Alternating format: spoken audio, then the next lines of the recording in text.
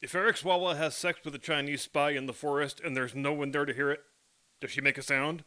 If Eric Swalwell leaves Chicago going 75 miles an hour and a Chinese spy leaves San Francisco going 68 miles an hour, what city is the motel located where they're going to have sex?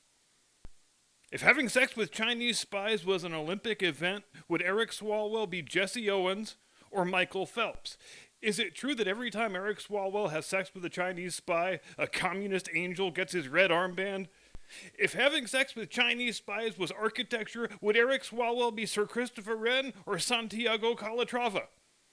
If having sex with Chinese spies was classical music, would Eric Swalwell be George Friedrich Handel or Yo-Yo Ma? You didn't think I could bring that all the way back around to China, did you? Of course, you don't need me to tell you that Eric Swalwell had sex with a Chinese spy. Everybody knows Eric Swalwell had sex with a Chinese spy.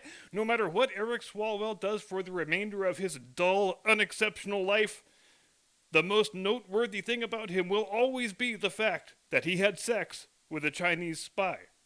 And if there's any more room left on the tombstone, sure, put down that he also enjoyed cutting big, juicy farts on live television. That is a life's work that any man could be proud of, really. But you know who else has taken a shine lately to mentioning the fact that Eric Swalwell had sex with a Chinese spy? His Republican colleagues in the House, of all people. It happened today.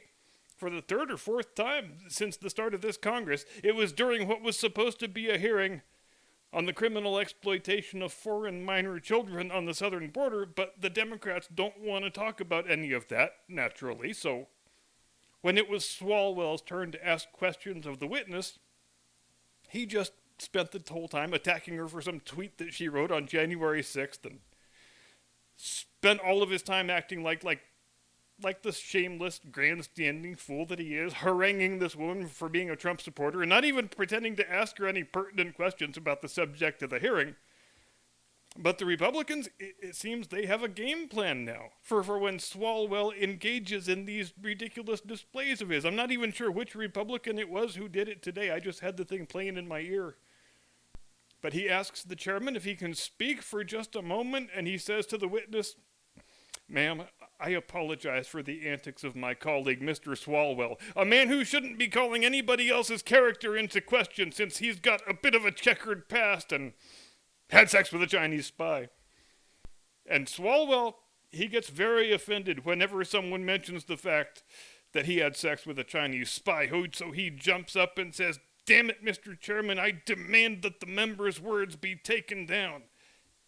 And he keeps falling into this trap, amazingly, because I think he really is the dumbest man in North America. The smart play, if you're Swalwell, would be to not say anything, since it is a verifiably true fact about the world that you had sex with a Chinese spy. But no, he raises a ruckus and demands that the words be taken down. So then the chairman has to ask the member if he will voluntarily take his words down, and the member says, "Of course, Mr. Chairman, I am happy to have my words taken down. I just need Mr. Swalwell to tell me which specific words he wants taken down." So then Swalwell has to stand there and say, "The part where you said I had sex with a Chinese spy! Damn it!" Now, like I said, it's the third or the fourth time, and it just never gets old. They should repeat this drill anytime he goes off topic in any hearing of any of the committees that he still hasn't been thrown off of for having sex with a Chinese spy.